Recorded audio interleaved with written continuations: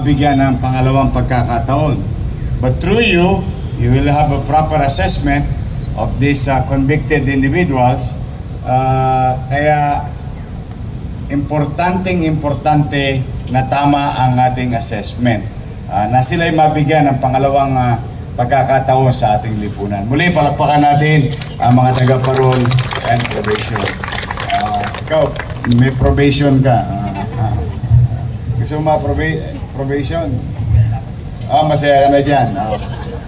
Good morning! Good morning! Ay napaka-special po ng umaga natin ngayon, mga Batang Maynila, sapagkat binisita tayo ng isa sa maraming beses. And let me put that on record, maraming beses tayong tinulungan noong panahon ng pandemya at mga ilang buwan pang nakararaan sa kasalukuyang administrasyon na ito.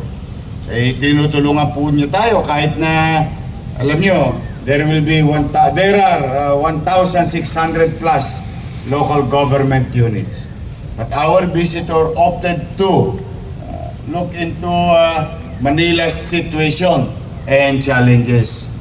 Kaya maraming beses ko rin siyang pinasalamatan at ngayon bilang pasasalamat din natin mga Batang Maynila, meron pa tayong darating na galing din sa kanya.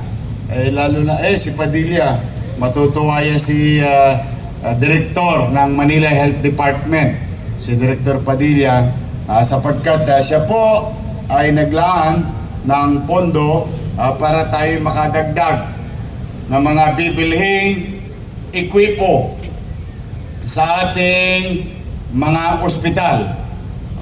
At masaya kami na siya ulit ang Health Committee Chair. So, muli mga Batang Maynila, I'd rather have you listen to her today at please give her a warm, pinakamainit na pagtanggap ng mga taga-lungsod ng Maynila sa ating Senador Risa Hontiveros.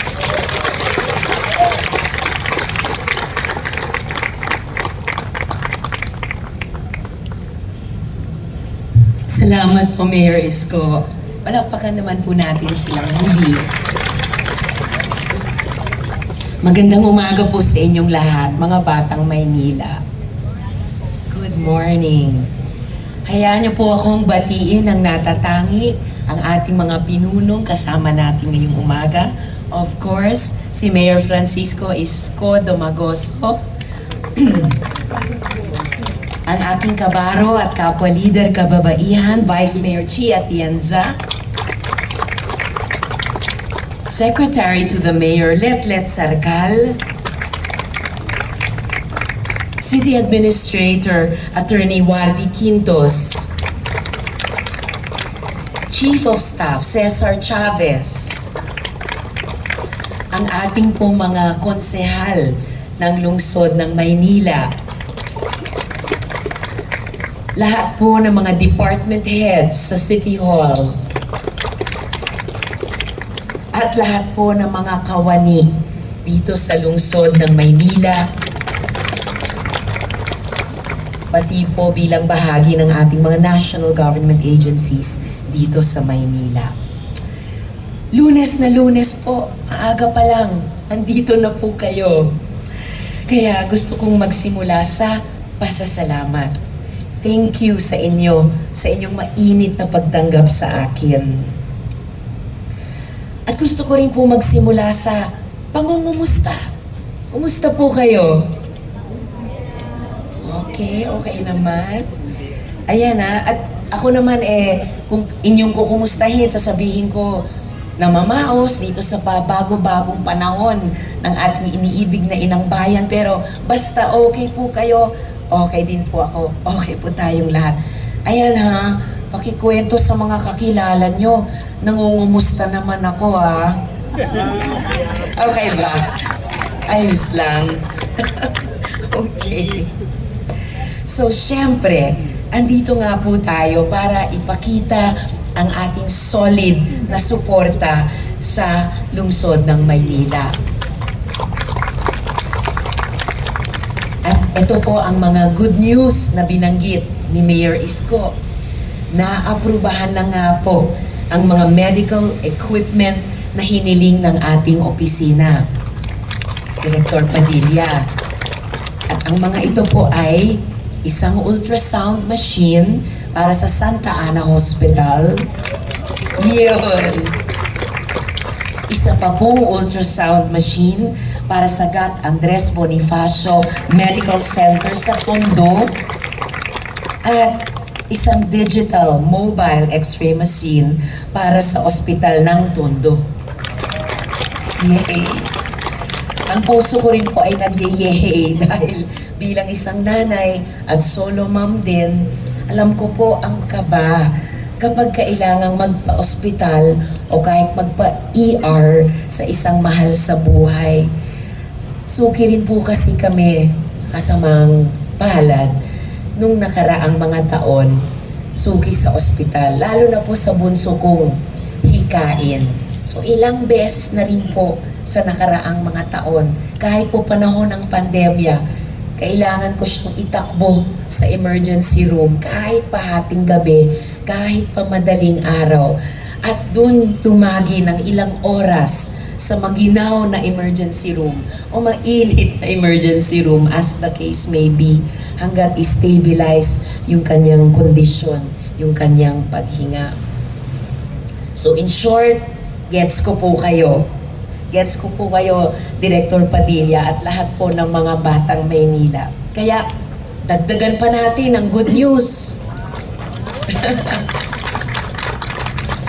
Nito kasing nakaraang 7 buwan na nanilbihan ako bilang chairperson ng Senate Committee on Health and Demography, sinulit ko po talaga para makapagpasa ng mga batas para sa ating kalusugan. Isa po yung Philippine Geriatric Center na malapit na pong maging isang specialty hospital para sa ating mga lolo at lola at magkakaroon din po sa ng mga regional centers para sa pangangalaga nga po ng kalusugan ng ating mga senior citizens. Gayon din po ang panukalang batas na HOSIP, Health Outreach for Seniors and Indigent Persons. Libreng wheelchairs, hearing aids, at iba pang assistive devices para sa seniors at indigents na mamandate ang ating mga LGUs na dalhin na po ito sa mga tahanan ng ating mga seniors at indigents at hindi na po sila kailangang pumunta sa iba't ibang mga barangay health stations o rural health units sa buong bansa. At iba pang mga batas na aayusin ang ating universal healthcare system. Gagawin po natin, promise po mga batang Maynila, gagawin po natin ang makakaya para palaging tulad dito sa lungsod ng Maynila. Palaging gobyerno ang lumalapit sa tao sa oras ng pangangailangan. At hindi na po sila ang ating mga constituents sa buong bansa. Hindi na po sila dapat namamalimos ng tulong. Mayor Isko, Vice Mayor Chi, at sa buong pamahalaang lungsod na naglilingkod sa lahat po ng mga constituents ninyong mga batang Maynila. Maraming salamat sa araw-araw na serbisyo ninyo at sa ating pagtutulungan. At makakaasa po kayo, kasama na po ang aking mabuting kaibigan sa maraming taon na si Ernest Ramel. Makakaasa po kayong lahat at ang bawat isa sa inyo, kakampi ninyo ako sa pagpapalakas ng serbisyong pangkalusugan at panlipunan para sa bawat mamamayang Manilenyo, sa bawat batang Manilenyo. Mabuhay ang lungsod ng Maynila, mabuhay ang Pilipinas.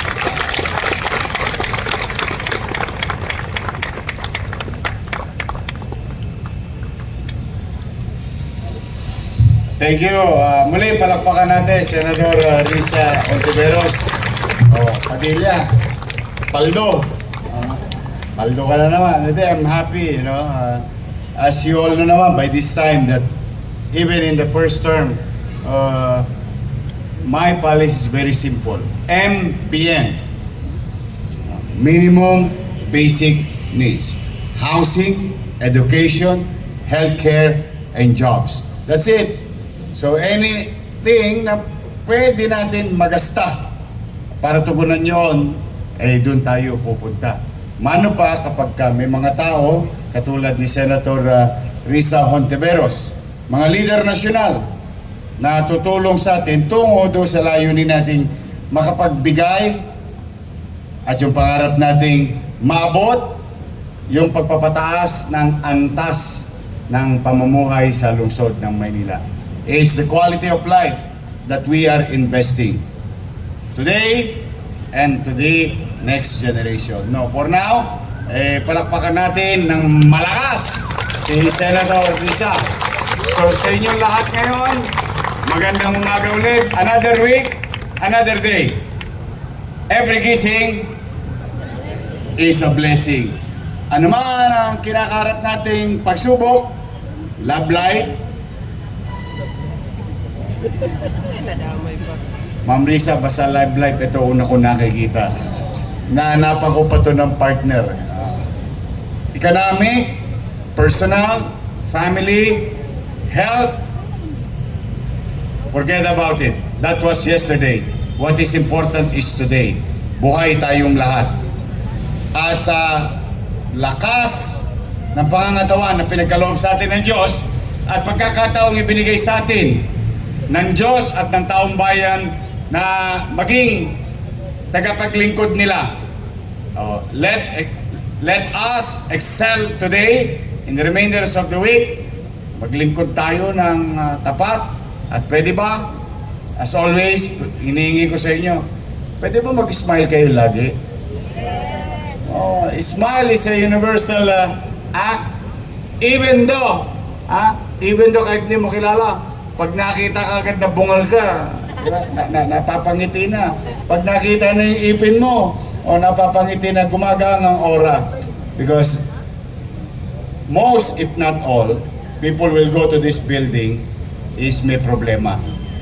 At tayo, ang nakikita nila na tagapagbigay ng solusyon sa kanilang kinakaharap.